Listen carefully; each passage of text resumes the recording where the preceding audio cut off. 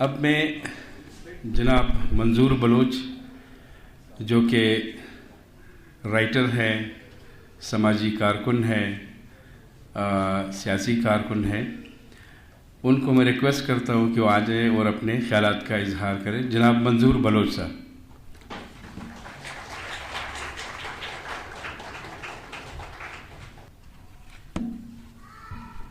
فقیہ شہر بولا بادشاہ سے، فقیہ شہر بولا بادشاہ سے، بڑا سنگین مجرم ہے یہ آقا۔ فقیہ شہر بولا بادشاہ سے، بڑا سنگین مجرم ہے یہ آقا۔ اسے مسلوب ہی کرنا پڑے گا کہ اس کی سوچ ہم سے مختلف ہے۔ تو یہاں جن لوگوں کی سوچ مختلف رہی ہے ان کو اپنے عمر عزیز کا بیشتر حصہ درد سہنے میں گزارنا پڑا ہے۔ آپ فیض صاحب کی مثال لیجئے، آپ ان تمام اکابرین کی مثال لیجئے جنہوں نے اختلاف کیا یا اختلاف رائے کا استعمال کیا، اس کو ہماری سوسائٹی میں قبول نہیں کیا گیا۔ ان پر مختلف جھوٹے کیسز بنائے گئے، ان پر مقدمات بنائے گئے، لیکن ایسے لوگ بہت کم ہوتے ہیں جو سب کا درد اپنے جگر میں رکھتے ہیں۔ کیونکہ ہم اگر یہاں پر موجود ہیں، میرا خیال بہت سی مشترکہ چیزوں میں ایک چیز درد بھی ہے۔ جس کرب سے آپ لوگ گزرے ہیں، میرا خیال ہم سب اس درد سے گزر رہے ہیں۔ ہم سب نے جنازے اٹھائے ہیں، ہم سب کا خون ایک جگہ بہا ہے، لیکن ہم میں یہ سوچ کب آئے گی کہ ہمارا خون اتنا سستا کیوں ہے؟ پانی سے بھی زیادہ سستا ہے۔ ہم ان لوگوں کا نام بھی میرا خیال نہیں لے سکتے جنہوں نے ہمیں قتل کیا۔ اصل میرے دوست رہے، ہم اکٹھا پڑھا، تو جو آلات کوئٹہ کے انہوں نے رقم کیے ہیں ان سے اختلاف نہیں کیا جا سکتا۔ اس کتاب میں بہت ساری چیزیں ہیں جن کو ہم پڑھ کر یا آبزرو کر سکتے ہیں، لیکن میں سمجھتا ہوں کہ اس کتاب میں ان چیزوں کو بھی ہمیں پڑھنا ہوگا جو اس میں تحریر نہیں ہے۔ بہت کچھ ہے جس کو لکھنا ابھی باقی ہے، اور میرا خیال یہ ایک سلسلہ ہے جس کا آغاز انہوں نے کیا ہے۔ اور جب درد آپ کے سماج کا حصہ بنتا ہے، جب درد آپ کے اندر سے نکلتا ہے، تب قومیں بنتی ہیں، تب شعور آتا ہے۔ جب تک درد نہیں ہوتا، جب تک خون نہیں بہتا، نہ جانے کیوں اس وقت انسان بہت ساری چیزوں کو نہیں سمجھتا۔ ہمارے سامنے قوموں کی بہت ساری مثالیں ہیں، یہودیوں سے لے کر بنگالیز تک، کہ بنگالیوں کو کیوں پولیٹیکلی عذاب کا سامنا کرنا پڑا؟ اس لیے کہ وہ شعوری طور پر ہم سے بہت آگے، انہوں نے بہت سارا دکھ دیکھا، ان کے لاکھوں لوگ قید میں مارے گئے۔ انگریز جیسا نوآبادکار بھی ان کو اپنے قابو میں نہیں رکھ سکا اور بنگال کی تقسیم کی۔ پھر اس کے بعد انہوں نے پاکستان بنایا، لیکن پاکستان کے ساتھ بھی وہ چل نہیں سکے، پھر ان کو بھی الگ کرنا پڑا۔ تو ہم میں سے کوئی نہ کوئی کسی کے کسی دکھ میں کہیں نہ کہیں تماشائی کا کردار ضرور ادا کرتا رہا ہے، جس کی وجہ سے آج ہم میں کوئی ایسا باقی نہیں بچا ہے کہ جس کے دل میں درد نہ ہو یا جس نے خون بہتے ہوئے نہیں دیکھا ہو۔ ہر گھر ماتم خدا بن چکا ہے، ہر گھر میں شہداء کی تصویریں ہیں، ہر گھر میں کچھ زخمی، اپاہج یا کچھ لوگ بہت سارے مسنگز ہیں۔ لیکن ہمارا جو اجتماعی اس کو ہم شعور کہتے ہیں، یا وہ کیوں جاگ نہیں جاتا؟ آج بھی اتنے دکھ سہنے کے باوجود بھی میں سمجھتا ہوں کہ ہم میں سے کچھ لوگ ہیں جو اس خون کی تجارت کر رہے ہیں۔ ہمارے یہاں بھی ہیں، آپ کے یہاں بھی ہوں گے، کیونکہ خون کی تجارت منافع بخش کاروبار بھی ہے۔ ہم جہاں کمزور ہوتے ہیں، جہاں تقسیم ہوتے ہیں، وہاں ہمارا اپنا کوئی ضرور ہوتا ہے، کیونکہ جب تک آپ میں سے یا ہمارے اپنے گھر میں سے کوئی غیر کے ساتھ نہیں ملا، غیر کچھ نہیں کر سکتا۔ اسی کوئٹہ میں ہم نے بیان کو لیا، اسی کوئٹہ میں جب ہم پڑھتے تھے جانے میں یہ بھی نہیں جانتا تھا کہ دیوبندی بریلوی کیا ہوتا ہے، میں نہیں جانتا. اور ہمیں یہ پتہ بھی نہیں تھا کہ ہزارہ کون ہے، پشتون کون ہے، بلوچ کون. پھر اچانک ہم نے دیکھے کہ جی واقعات شروع ہوئے. یہ واقعات کریٹڈ کیے گئے. یہ کہ ہمارے درمیان کوئی نفرت نہیں تھی. ہم نہیں جانتے تھے کہ فرق کیا ہے، کیوں کسی سے کسی نسل کی بنیاد پہ، رنگ کی بنیاد پر نفرت کی جائے. ہم نہیں جانتے. لیکن پھر جو ہماری صورتحال ہے، یا شاید ہم بدقسمت قوم ہے کہ جس سرزمین پر ہم رہتے ہیں، شاید وہ بہت قیمتی ہے جس کی وجہ سے ہمارا خون بہ رہا ہے، یا ہم جو ہے شطرنج کے مورے بنا دیے. لیکن میں سمجھتا ہوں کہ جب اتنا خون بہ جاتا ہے تو قوموں کا شعور بھی بڑھ جاتا ہے. خون بہنے سے تحریکیں مضبوط ہوتی ہیں، کمزور نہیں ہوتی. جس کسی نے بھی یہ سوچ رکھا ہے کہ اگر تقسیم کرنے سے، خون باندھنے سے قومیں ختم ہوتی ہیں، تو میرے خیال وہ غلط فہمی میں مبتلا ہے. ہمارے بہت کم اکابرین ہیں جنہوں نے وقت سے بہت پہلے چیزوں کو سمجھا، لیکن ہم میں سے بہت سارے لوگ نہیں سمجھ پائے، اور ہم اپنے اپنے خانوں میں بیٹھے رہے، جس کا نتیجہ آج ہم دیکھ رہے ہیں کہ ہم جس شہر میں ہم نے وقت گزارا، آج وہیں آپ کو آتے ہوئے جاتے ہوئے آپ کو تکلیف ہوتی ہے. آپ دیکھ نہیں سکتے ہیں، آپ رو نہیں سکتے ہیں. ہم ایک دوسرے سے ملنا چاہیں، مل نہیں سکتے ہیں. بظاہر تو کوئی ہمارے درمیان دیوار نہیں ہے، لیکن دیواریں بہت ساری ہیں، کھڑی کی گئی. میں نہیں سمجھتا کہ کوئی فرقہ واریت کا مسئلہ ہے. یہ بنیادی طور پر وہی نوآبادیاتی عزائم ہے، وہی لوٹ مار کی داستان ہے کہ یہاں کی جو وسائل ہیں وہ انہیں ضرورت ہے. یہ جو ہمارا خون ہے، میں نہیں سمجھتا ہوں کہ رائے گنگ ہے. اس لیے یہ خون بہا کہ ہم نے کتابوں کے ذریعے اس سوسائٹی کو بدلنے کی کوشش نہیں کی. ہم نے اپنے باطن کو روشن کرنے کی ضرورت نہیں سمجھی. تو پھر قدرت ایسی قوموں کو ایسے آزمائش میں ڈال دیتی ہے کہ اگر آپ علم کے ذریعے نہیں سیکھ سکتے، پھر آپ کا خون بہے گا. جب خون بہے گا تو میں سمجھتا ہوں دنیا میں سب سے بڑی تعلیم خون ہے. اس سے بڑا علم اور کچھ نہیں. آپ دنیا کا جتنا بڑا ادب اٹھائیں، وہ درد کے بغیر نہیں لکھا گیا ہے. درد کے بغیر آپ ادب لکھ ہی نہیں سکتے. منٹو نے جو کچھ لکھا، کیا وہ درد کے بغیر تھا؟ یا جب میں پڑھتا تھا تقسیم ہند کے فسادات، تو کہیں کہ لاشعور میں ہوتا تھا خدا نہ خواستہ کبھی ہمارے شہر میں کوئی ایسی حالت ہوگی تو کیا ہوگا. وہ وقت آیا، شاید اس سے برے دن بھی آئے. لیکن ایک بات جو امپورٹنٹ ہے وہ یہ ہے کہ ہمارے جو اجتماعی انٹلیکٹ ہے اس نے ہمیں بچایا ہے. اس نے ہمیں بتایا کہ ہم ایک دوسرے کے دشمن نہیں ہیں. دشمن کوئی اور ہے جو وسائل پر آج صاف کر رہا ہے، جو یہاں کی تمام دولت لوٹ کر لے جانا چاہتا ہے. لیکن آج اس خون کی بدولت ہم میں قومی شعور آ گئی ہے.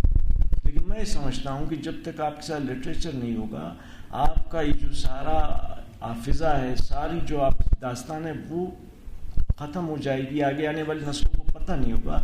اس لیے ہمیں اسد رضا جیسے تمام لوگوں کا شکر گزار ہونا چاہیے جو ہمارے حافظے میں ہمارے ماضی کو واپس لوٹا رہے ہیں. اس زمانے میں جب ہمارے پاس رائٹرز نہیں تھے، تو جو ہمارے فوک شاعر، انہوں نے ہمارے ہیروز کو ہمارے سامنے لایا. جب انہوں نے کہا کہ نورا نورا ہم زنا ہمارے خلقوں نے دشمن دچارے، تو وہ ایک فوک شاعر کا بھی آج بھی نورا کو جو ہے وہ ایک ہیرو کے طور پر پیش کرتا ہے. ہمیں اگر اپنے نسلوں کو بتانا ہے، اگر اپنے نسلوں کو تعلیم دینا ہے، تو ہمیں ان کو بتانا ہوگا کہ ہمارے ہیروز کون ہیں اور ہمارے ولن کون ہیں. بدقسمتی سے یہاں پر پڑھا لکھا آدمی ہیرو نہیں ہوتا. جو چور ہے، جس نے ڈاکہ ڈالا ہے، جس نے پیسہ بنایا ہے، اس کو ہیرو کے طور پر پیش کیا جاتا ہے. اور جو عالم ہے، جو تعلیم یافتہ ہے، جس کے پاس ٹیلنٹ ہے، جس کے پاس آرٹس ہے، اس کی وقت اس لیے نہیں ہے کہ اس سرزمین پہ اس کو کبھی بھی اہمیت نہیں دی گئی. شاعر نے کہا تھا کہ تو دراوڑ ہے یا آریہ نسل ہے، جو بھی ہے اب اسی خاک کی فصل ہے. تجھ کو تیری بربادیوں کا واسطہ، ڈھونڈ کوئی نیا راستہ. تو ہمیں اپنی جو ہماری قومیں ہیں ان کو اپنی بربادیوں کا واسطہ نہیں کہ آپ ابھی تو خدا را آنکھیں کھولیں، ان چیزوں کو سمجھیں. یہ لڑاؤ حکومت کرو والی پالیسی بہت پرانی ہو گئی. اگر آپ کا شعور، اجتماعی شعور بڑھے گا تو میں نہیں سمجھتا ہوں کہ یہ کھیل زیادہ عرصہ چل سکے گا. ہمیں ان تمام شہداء شکر گزار ہونے چاہیے جو اپنی جیون کا بقایا مرادیں پوری نہیں کر سکیں، لیکن ہمارے حصے میں کچھ یادوں کے، کچھ حوصلوں کے، کچھ درد کے چراغ چھوڑ گئے ہیں. اس چراغ کو روشن رکھنا ہے جس کو حسن رضا کی صورت میں، اور شاید میں نے پہلے کہا کہ اس کتاب میں وہ چیزیں بھی ہیں جو ہمیں پڑھنی ہیں، جو لکھی نہیں گئی ہیں، اس کو بھی بیان کرنا ہے. میں زیادہ وقت نہیں لینا چاہتا ہوں. ان چند اشعار کے ساتھ میں آپ سے رخصت ہونا چاہوں گا کہ جینا یہاں، مرنا یہاں، اس کے سوا جانا کہاں. جب جی چاہے ہم کو آواز دو، ہم تھے یہیں، ہم تھے جہاں. بہت مہربانی.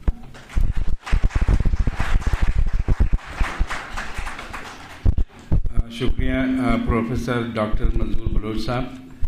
ڈاکٹر صاحب رائٹر ہیں، کریٹک ہے، اور اس کے علاوہ شعبہ براہوی ڈپارٹمنٹ کے چیئرپرسن کے طور پر خدمات بھی انجام دے رہے ہیں. اب میں جناب ڈاکٹر فیض کاکڑ صاحب جو کہ ڈیولپمنٹ ایکٹیوسٹ ہے اور اس کے علاوہ ایکس کیئر ٹیکر منسٹر بھی رہا ہے گورنمنٹ آف بلوچستان میں، ان سے ریکویسٹ ہے کہ آ جائے اپنے خیالات کا اظہار کریں. ڈاکٹر فیض کاکڑ.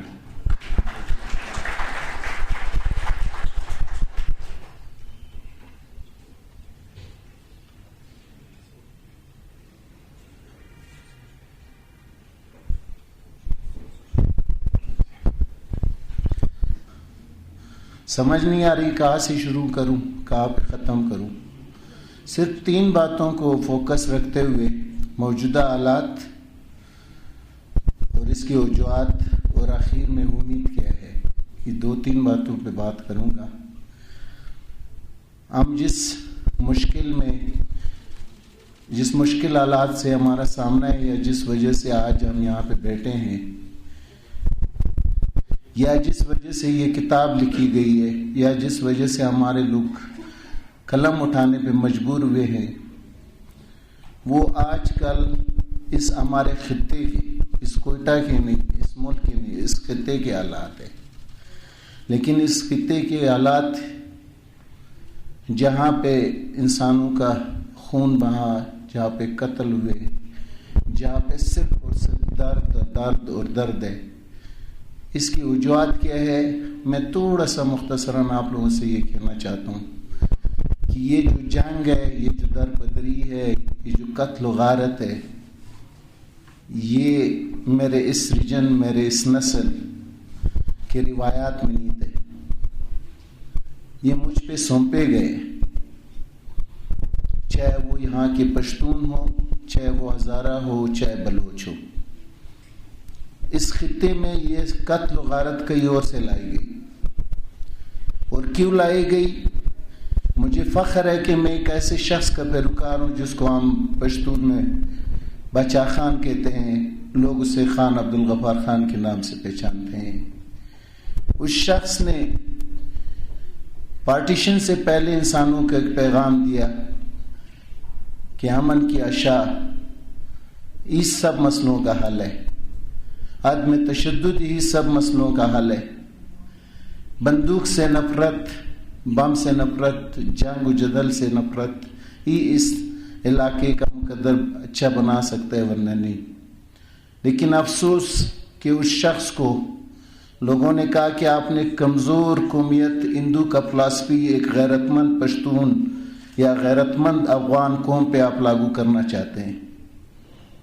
اس کو تانے دے گے کہ پشتون جب اس کے اولاد پیدا ہوتا ہے تو وہ فائرنگ کرتا ہے، وہ اس کو آپ یہ کہتے ہیں کہ بندوق رکھ دو. وہ شخص جب افغانستان گیا تو وہاں پہ بھی بامیان کے ایک اسکول میں لوگوں کے بچوں سے بات کرتے انہوں نے یہی کہا تھا کہ بندوق رکھو. انہوں نے سوات میں بھی یہی کہا، اور جب کوئٹہ میں ہمارے پاس آئے تو اس وقت بھی یہی کہا، اور ہندوؤں کے ساتھ بھی یہی کہا۔ 80 سال کے بعد آج ہم نے کیا پایا کہ آج کتنے ہمارے در بدر ہزارہ بہنیں ہیں جو اپنے بھائیوں سے الگ ہو گئے، بچھڑ گئے۔ کتنے بلوچ مائیں ہیں جن کے ابھی تک بچے غائب ہیں، اور کتنے پشتون عورتیں ہیں جو اپنوں پیاروں سے بچھڑ کے وہ گلیوں میں خیرات مانگنے پہ مجبور ہوئے۔ اس کی صرف اور صرف ایک ہی وجہ ہے، اور وہ ہے بندوق، وہ ہے جھگڑا، وہ ہے نفرت۔ میرا خیال ہے کہ ہزارہ کے ساتھ جتنا ظلم ہوا، آج ہر ہزارہ کے بچے کے ہاتھ میں بندوق ہونا چاہیے، اگر یہ امپوزڈ پالیسی پہ ہم یقین رکھیں۔ جتنا ظلم ہزارہ کے ساتھ ہوا ہے، یعنی اس کا بچہ جوان، لڑکا لڑکی، بڈھا، سب کے ہاتھ میں بندوق ہونا چاہیے۔ لیکن کیا یہ ہمیں صحیح سیر دے سکتا ہے، ایک روشن دنیا دے سکتی ہے، کہ یہ ہزارہ کو ایک اچھا فیوچر دے سکتے؟ آپ لوگوں نے دیکھ لیا کہ پٹھانوں نے یہ ایکسرسائز کر کے دیکھ لیا، افغانوں نے یہ ایکسرسائز کر کے دیکھ لیا، بلوچیوں نے یہی کیے۔ تو لہذا ہمارے ساتھ اور کوئی آپشن نہیں ہے، صرف اور صرف یہ ہے کہ ہم جنگ سے نفرت کریں۔ اور میں سلام پیش کرتا ہوں ہزارہ کمیونٹی کے، کہ انہوں نے تمام تشدد کے باوجود، تمام جبر کے باوجود آج بھی وہ امن کی بات کرتے ہیں، وہ نفرت سے نفرت کی بات کرتے ہیں، وہ خلوص اور محبت کی بات کرتے ہیں، جو بہت بڑی بات ہے۔ ورنہ ہم نے ظلم اپنے ساتھ جو دوسروں کو لایا ہوا تھا، اس کی وجہ سے ہمارے ساتھ جو ظلم ہوا، بلوچ یہ سمجھے تھے کہ نمروز کے بلوچ کے ساتھ اگر کچھ ہوتا ہے تو شاید یہ ہمارا مسئلہ نہیں ہے۔ ہزارہ یہ سمجھتا تھا کہ اگر بامیان میں ہزارہ قتل ہوتا ہے تو کوئٹہ کا ہزارہ جو ہے شاید محفوظ ہے، اور پشین کا ایک پشتون یہ سمجھتا تھا کہ اگر وہ غزنی میں کوئی پشتون مرتا ہے تو یہ ہمارا مسئلہ نہیں ہے۔ پھر سب نے دیکھ لیا کہ وہ نہ بامیان کا ایشو تھا، نہ وہ غزنی کا تھا، نہ وہ نمروز کا تھا، نہ وہ افغانستان کا تھا، وہ ہمارا مسئلہ ہے، وہ ہم سب کا مسئلہ ہے۔ اس لیے میں صرف یہ کہوں گا کہ یہ جو کرائسس ہے، یہ در بدری ہے، اس میں سب سے بڑی خوشی کی بات یہ ہے، امید یہ ہے کہ ہمیں حسن رضا جیسے بندے ملتے ہیں جو اس نفرت کی حالت میں بھی قلم اٹھاتے ہیں اور وہ کچھ لکھتے ہیں۔ مجھے جب ایک پشتون جن کے بارے میں یہ کہتے تھے کہ یہ گھر سے بھی نکلتا ہے تو شام کو آتا ہے تو بولتا ہے میں تو مسافر ہوں، آج وہ پشتون دنیا کی کونے کونے میں پھیل گئے اس وجہ سے کہ ان کے 70 لاکھ سے زیادہ لوگ مارے گئے، اس کرائسس کی وجہ سے وہ دنیا میں پھیل گئے۔ میں یہ چیز دیکھتا ہوں کہ یہودیوں کی کرائسس جب دنیا کے لیے آج بھی ماتھے پہ ایک داغ ہے، اس کرائسس کی وجہ سے یہودیوں کے 30% لوگ سائنٹسٹ جو ہے وہ اس قبیلے سے یا اس قوم سے تعلق رکھتے ہیں۔ تو مجھے امید ہے، اور میں اسی امید کے ساتھ زندہ ہوں، کہ تم ہزارہ کے ساتھ جتنا بھی ظلم کرو گے، اس سے ایک اچھے فیوچر کی ایک اور کرن پھوٹے گی۔ پشتونوں کو تم جتنے بھی مارو گے تو یہ اور ابھریں گے، بلوچ کو تم جتنا بھی اپنے گھروں میں بند کر کے اس پہ ظلم کرو گے تو یہ دنیا کی اچھی قوموں میں اپنا ایک نام پیدا کرے گا۔ آخر میں صرف منظور بھائی نے سار لدھیانوی کی بات کی، جو اکثر لوگوں کی جو ہے وہ پسندیدہ شاعر ہے، میرا بھی ہے۔ میں اتنا کہوں گا کہ رضا چنگیزی نے اتنا ہی کہا ہے کہ دنیا کے تجربات و حوادث کی شکل میں جو کچھ مجھے دیا ہے وہ لوٹا رہا ہوں میں۔ تھینک یو جی۔ بہت شکریہ ڈاکٹر فیض کاکڑ صاحب۔ اب میں اکبر علی صاحب جو کہ ڈپٹی چیف ایڈیٹر ہے اظہار .net کے اور ناروے میں رہائش پذیر ہیں، ان کے پیغام سنانے کے لیے ایک مرتبہ پھر میں شمامہ حسن کو دعوت دیتا ہوں کہ وہ آ جائے اور ان کا پیغام پڑھ کر سنائیں. شمامہ حسن.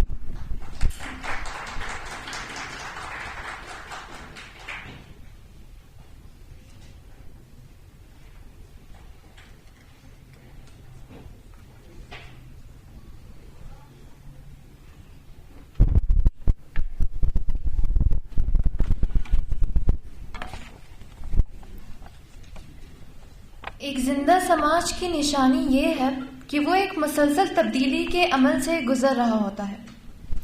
یہ تبدیلیاں مثبت اور منفی نتائج کی حامل ہوتی ہے.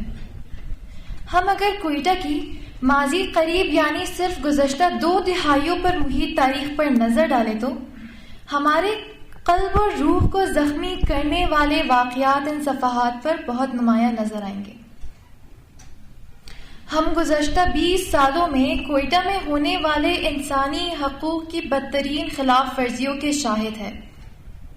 یہ 20 سال کہنے اور بولنے کو تو شاید زیادہ لمبا عرصہ نہ لگے، لیکن سنجیدگی سے سوچے تو ان 20 برسوں میں ایک پوری نسل پیدا ہو کر پل کر جوان ہوئی ہے، جو روزانہ کی بنیاد پر کشت و خون اور قبرستان میں اجتماعی و انفرادی قبروں کی کھدائی اور ان میں اپنے عزیزوں کی خون آلود تدفین کے واقعات میں پرورش پائی ہے. اس نسل پر نفسیاتی دباؤ اور ذہنی امراض کی یورش کوئی غیر معمولی مظاہر نہیں. ان حالات میں جب پوری قوم دہشت گردی کا شکار رہی اور مقتولین میں مرد، عورتوں اور بچوں کا لحاظ نہیں رہا، تو ایسے میں بقا کے لیے لڑنا اور دہشت گردی کی افیز سے نبردآزما ہونے کے لیے قوم کی تربیت کرنا ایسی ذمہ داری تھی جو ہر کسی کے بس کی بات نہیں تھی. ایسے میں حسن رضا چنگیزی کا قلم کسی بھی مرحلے پر شکست خوردہ نظر نہیں آیا. ظلم کی تاریک راتوں میں چنگیزی صاحب کے قلم کی روشنائی نے ہم سب کو باعزت جینے کی راہ دکھا کر ہماری ہمت بندھائی. چنگیزی صاحب نے اپنے قلم سے ان تمام کہانیوں کو تاریخ کا حصہ بنایا جو آئندہ آنے والی نسلوں کے لیے مشعل راہ ثابت ہوگی. قصہ ہائے ناتمام درد کی وہی کہانیاں ہیں جن کے کردار ہم اور آپ ہی ہیں. یہ ہماری ہی کہانیاں ہیں. ان کہانیوں اور ان کے کرداروں کے بارے میں لکھنا اور دنیا بھر کے انسان دوست حلقوں تک اپنی آواز پہنچانا چنگیزی صاحب کے مسلسل جد و جہد کا حصہ رہے ہیں. بدترین حالات میں جب معاشرہ فکری پراگندگیوں اور زبوں حالی کا شکار رہا تو ایسے میں چنگیزی صاحب کے روشن فکر محاذ نے بہت سو کو سیدھا راستہ اپنانے میں مدد کی. یہ قوم جہاں بیرونی خونی حملوں کا شکار نشانہ تھی، وہیں پر اندرونی فکری خلفشار اور سردگانی کے سمندر میں خونخوار شارکوں کی خوراک بننے کے قریب بھی تھی. چنگیزی صاحب نے نہ صرف بین الاقوامی خونی قوتوں کے خلاف بھرپور لکھا، بلکہ ان بین الاقوامی درندوں کے مقامی گماشتوں کے مذموم ارادوں کو بھی ہر ممکن سطح پر فاش کرنے کی کوشش جاری رکھی، جو نوجوانوں کی اکثریت کو بیدار کرنے کا باعث بنی. ایک ایسی صورتحال میں جب تمام فسادی قوتوں کی کوشش تھی کہ کسی نہ کسی طرح ہمارے معاشرے کو مذہبی تندروی اور انتہا پسندی کی جانب لے جائے، مذہب کے نام پر نفرت کا بازار گرم کر کے نوجوانوں کو جذباتی تقاریر سنا کر انہیں اپنے مذموم مقاصد کے لیے استعمال کرے. ایسے میں چنگیزی صاحب نے کبھی مزاح، کبھی طنز تو کبھی سنجیدہ اور براہ راست تحریر کے ذریعے عوامی آگاہی کی مہم کو جاری رکھا. یہ چنگیزی صاحب کے قلم کی قوت ہی تھی جس نے انتہا پسندی کے پرچارک قوتوں کی ہر اجتماعی کوشش کو ناکام بنایا، چاہے وہ یوم القدس جیسے بین الاقوامی ایجنڈے کی تکمیل ہو یا پھر مقامی سیاست میں ان کی دادا گیری. چنگیزی صاحب نے عملی طور پر ثابت کیا کہ دانشور کے قلم کی روشنائی کسی بھی معاشرے میں نئی روح پھونکتی ہے اور آنے والے نسلوں کے لیے بھی آگاہی کا باعث بنتی ہے. مجھے یقین ہے کہ آپ دوستوں نے ان مضامین کو ویب سائٹ اور دیگر سوشل میڈیا پر پڑھا ہوگا. تاہم ان تمام مضامین کی ایک کتابی صورت میں افادیت سے انکار ممکن نہیں۔ کتاب کی شکل میں یہ مضامین تاریخی حوالے سے بھی بہترین منبع ثابت ہوں گے۔ ضرورت اس امر کی ہے کہ آج کے نوجوان قلم کی اہمیت کو جانتے ہوئے اپنے اندر مطالعے کا ذوق پیدا کریں اور چنگیزی صاحب کے وجود کو غنیمت جانتے ہوئے ان کی صحبت سے زیادہ مستفید ہوں۔ بہت شکریہ شمامہ حسن۔ حاضرین گرامی، ایک مرتبہ میں تکرارن کہتا ہوں کہ شمامہ حسن ایک نواری نوخیز رائٹر ہے اور حسن رضا چنگیزی صاحب کے بیٹی ہے۔ بلوچستان یونیورسٹی سے MSc کیمسٹری کیا اور اس کے بعد کچھ عرصہ کیمسٹری کے استاد کے طور پر خدمات انجام دیے۔ اس کے بعد ڈپارٹمنٹ آف ماس کمیونیکیشن سے MA کیا، پھر اس کے بعد لکھنے لکھانے کا سلسلہ شروع ہوا اور ہزارہ اسٹوڈنٹ فیڈریشن کے پریزیڈنٹ کے طور پر خدمات انجام دیے۔ ہزارہ ڈیموکریٹک پارٹی کے سینٹرل کمیٹی کے رکن کے طور پر بھی خدمات انجام دیتے رہے۔ تاریخ ملی ہزارہ، بساط شطرنج اور قصہ ناتمام جو کہ ناتمام ہے ابھی کہ مصنف جناب حسن رضا چنگیزی صاحب سے گزارش ہے کہ وہ آج کے اس تقریب کے حوالے سے اپنے خیالات کا اظہار کریں۔ حسن رضا چنگیزی صاحب۔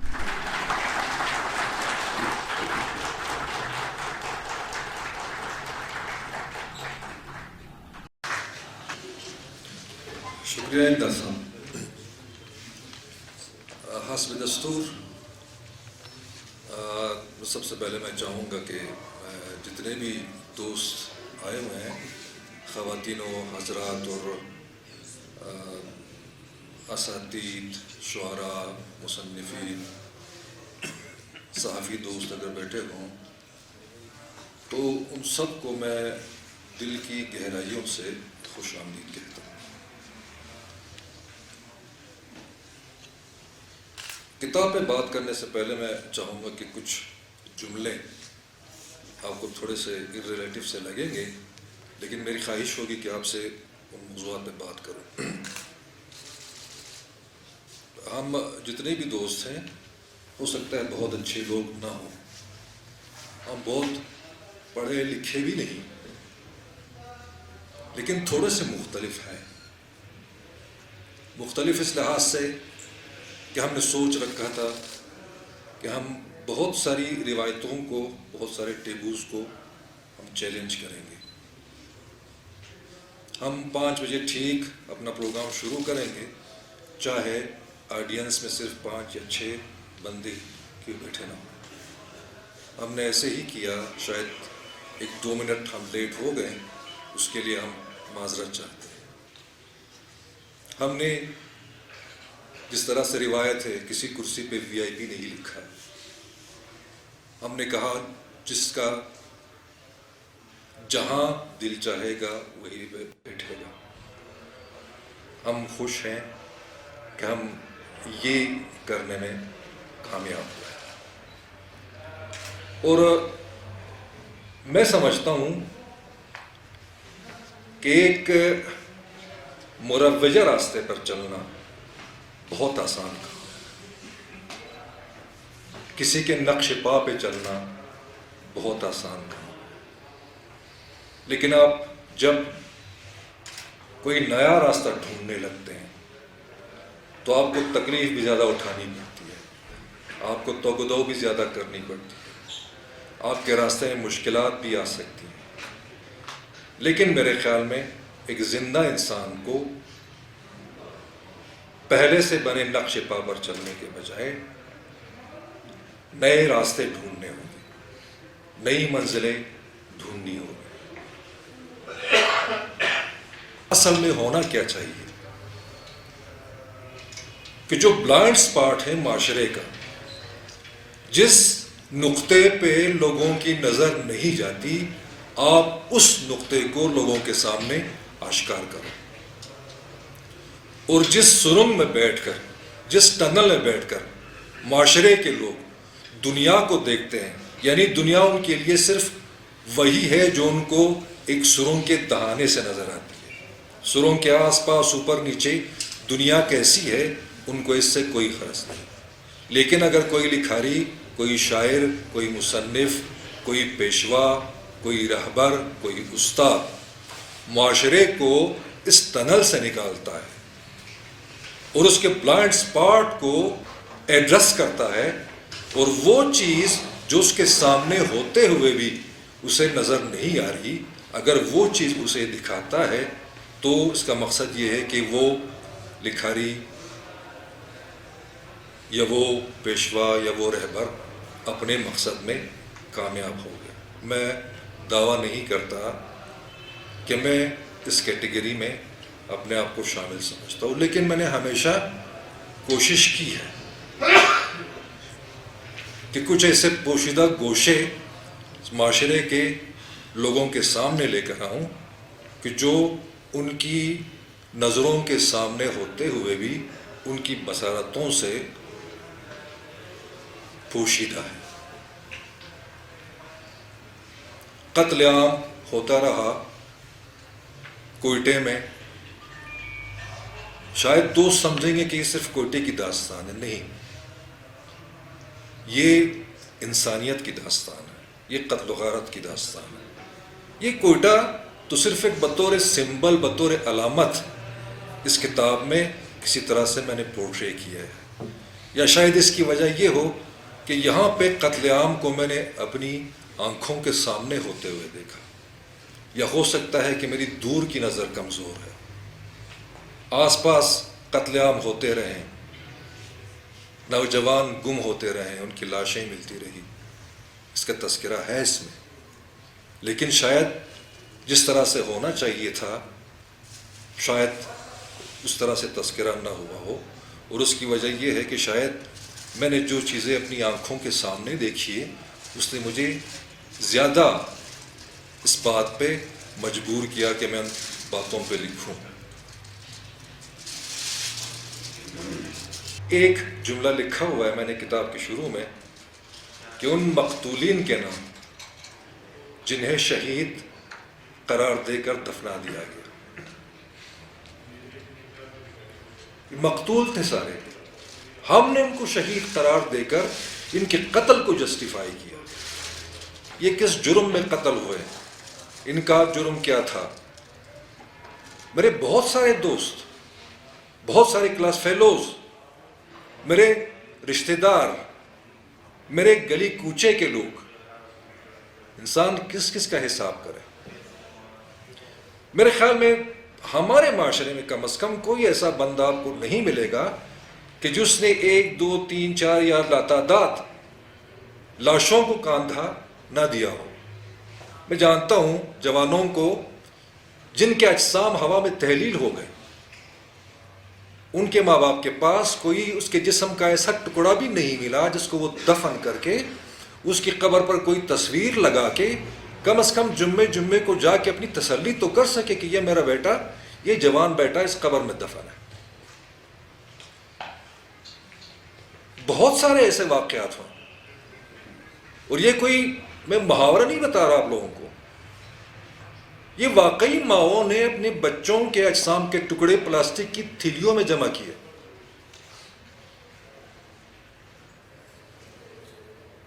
تو یہ واقعات یہ ایک علامت ہے، ایک سمبل ہے. میں نے سامنے دیکھا، مجھے کچھ زیادہ محسوس ہوا، میں نے لکھ دیا. لیکن یہ واقعات آپ کو ہر جگہ ملیں گے، یہی داستانیں ملیں گی. میں نے ماؤں کا درد لکھنے کی کوشش کی. وہ مائیں جو علمدار روڈ کے قبرستان میں روتی رہتی ہیں، وہ مائیں جو لاہور کی مسیحی بستی پر حملہ ہونے کے بعد جو مسیحی مائیں روئیں، وہ مائیں جن کے جوان بچے اٹھائے گئے اور ان کی لاشیں ملی ویرانوں سے، وہ مائیں جو کراچی میں مختلف دھماکوں میں جن کے جوان بچے شہید ہوئے، یہ سب مائیں ہیں. یہ ہزارہ مائیں نہیں، یہ بلوچ مائیں نہیں، یہ پشتون مائیں نہیں، یہ پنجابی مائیں نہیں، یہ عیسائی مائیں نہیں، یہ سب مائیں ہیں. یہ کہانیاں ہیں اس کتاب میں. ناتمام کس لیے؟ کیونکہ میں سمجھتا ہوں کہ مجھے بہت کچھ کہنا چاہیے تھا، لیکن وہ کہتے ہیں کہ بات کرنی کبھی مشکل مجھے ایسی تو نہ تھی. بعض اوقات آپ کو الفاظ نہیں ملتے کہ آپ اپنے احساسات بیان کر سکیں. مجھے بہت لکھنا چاہیے تھا، شاید میں نے ادھوری باتیں لکھی ہیں، شاید میں نے ادھوری کہانیاں بیان کی ہیں. ہو سکتا ہے کہ بین السطور بہت ساری باتیں ہوں. کتاب آپ پڑھیں گے تو آپ بین السطور آپ کو بہت ساری باتیں آپ کو نظر آئیں گی، بہت سارے جملے ایسے نظر آئیں گے کہ جو کتاب میں بظاہر شامل نہیں ہے. اور میری خواہش ہے، میں ہمیشہ کہتا ہوں دوستوں سے کہ کاش وہ وقت دوبارہ نہ آئے کہ مجھے ان ادھوری کہانیوں کو مکمل کرنا پڑے. آپ سب کا بہت شکریہ. آپ جتنے بھی اساتید بیٹھے ہوئے ہیں، جتنے بھی خواتین و حضرات یہاں پہ بیٹھے ہوئے ہیں، جتنے بھی دوست تشریف لائیں، ان سب کا شکریہ. میں چاہوں بھی تو ان کا شکریہ حقیقی معنوں میں ادا نہیں کر سکتا. سب کو پتہ ہے کہ یہ آرٹیکلز یا یہ مضامین نئے مضامین نہیں. یہ 2012 سے لے کر 2015 کے درمیان جو میں نے لکھے اور ان میں سے اکثر ڈان اردو پر شائع بھی ہوئے، یہ وہی مضامین ہیں. تو یہ ان کی محبت ہے کہ اس کے باوجود کئی آرٹیکلز کو بار بار پڑھنے کے باوجود وہ ان کی خواہش ہے کہ بطور سند بطور کتاب سے اپنے پاس رکھیں. بہت مہربانی آپ سب دوستوں کی جو یہاں پہ تشریف لائیں، خواتین و حضرات کی. یہ آپ کی محبت ہے، میں آپ کی ان محبتوں کا مقروض رہوں گا ہمیشہ. Thank you very much. خوش رہیں آپ.